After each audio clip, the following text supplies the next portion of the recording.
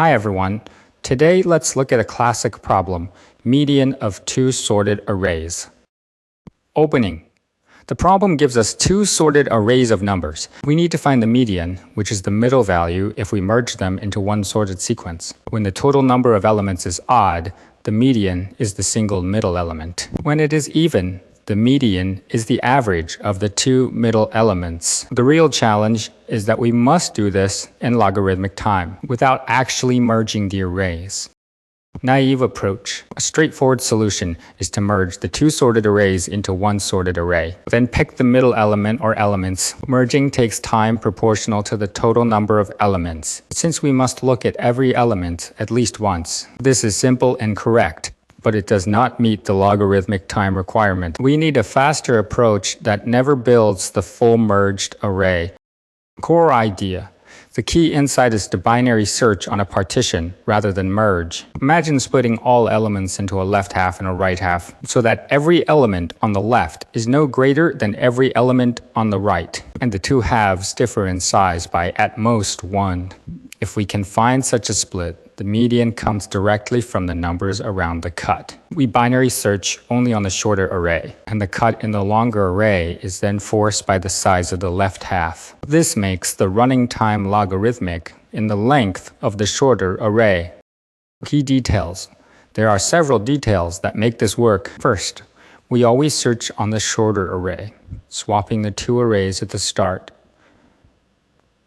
if needed, which keeps the work logarithmic in the smaller length. Second, the size of the left half is the total number of elements plus 1 divided by 2. Rounded down, when the total is odd, this lets the left half hold one extra element, and that extra element is the median itself. Third, the cut in the first array plus the cut in the second array equals the size of the left half. So once we pick one cut, the other is determined. Fourth, 4 boundary values sit around the two cuts, and at the edges of an array where no element exists. We use sentinel values of negative and positive infinity, so the comparisons always behave. Finally, there are 3 decisions each iteration. If the largest left value of the first array exceeds the smallest right value of the second array, the cut in the first array is too far right, so we move it left. If the largest left value of the second array exceeds the smallest right value of the first array,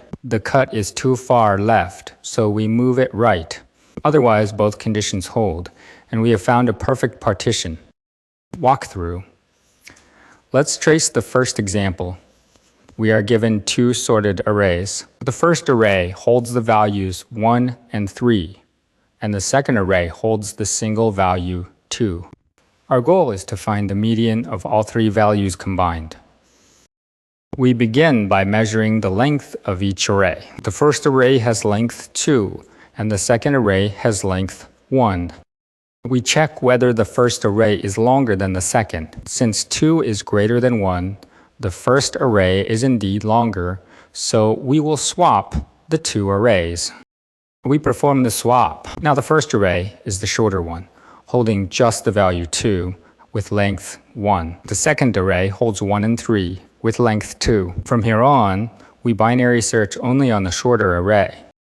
Next, we decide how many elements belong in the left half. The total number of elements is 3, which is odd. We take the total, add 1, and divide by 2, rounding down, which gives a left half of size 2. Because the total is odd, the left half holds one extra element, and that extra element is the median. We set up the binary search over the shorter array. The lower bound starts at 0, and the upper bound is the length of the first array, which is 1. So the cut in the first array can sit anywhere from 0 to 1. The lower bound is 0, and the upper bound is 1, so the search range is valid. We begin the first iteration. We pick the midpoint of the range. The average of 0 and 1, rounded down, is 0. So we try placing the cut in the first array at position 0, meaning no elements from the first array go to the left half. The cut in the second array is forced by the size of the left half. The left half needs 2 elements, and the first array contributes 0, so the second array must contribute 2. We place the cut in the second array at position 2, sending both of its elements to the left half.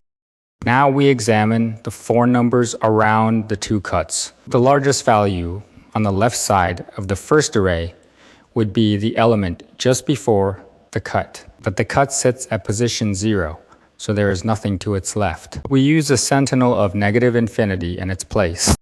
The smallest value on the right side of the second array would be the element at the cut, but the cut sits at position 2, which is past the end of the second array, so there is nothing there.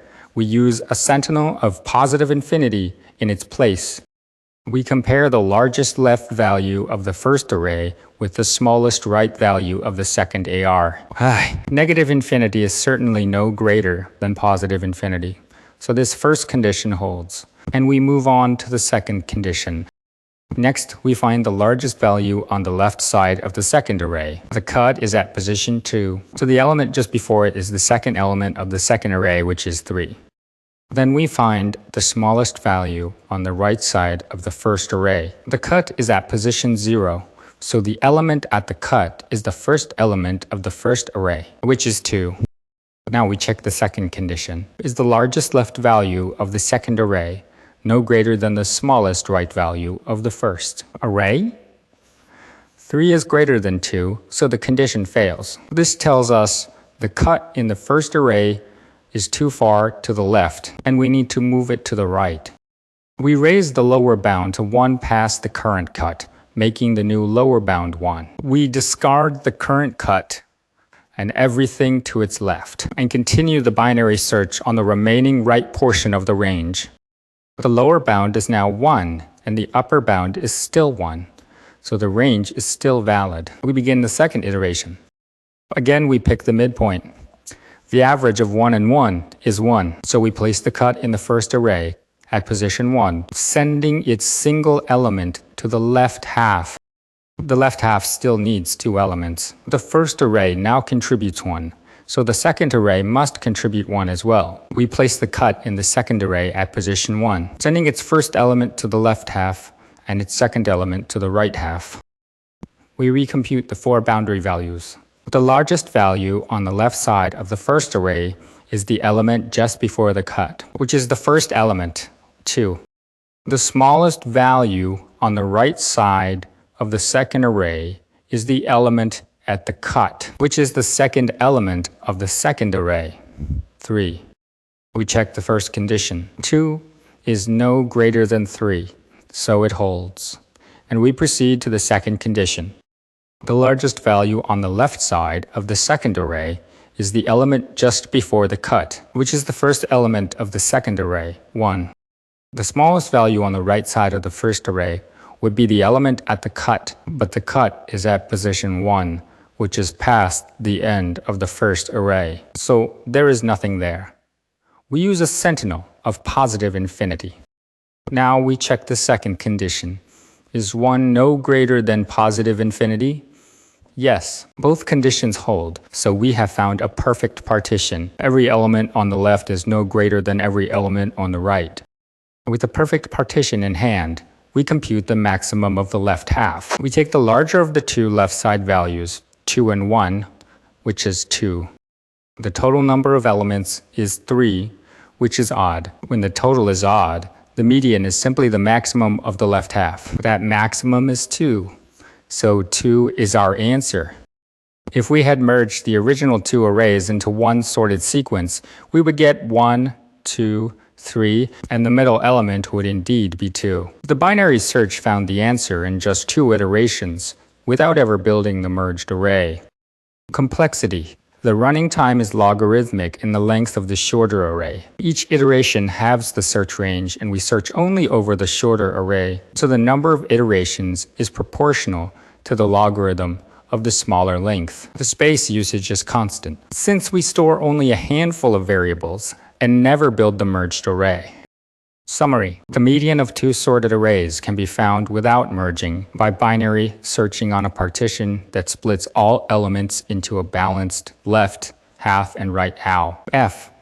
The ideas to remember are these.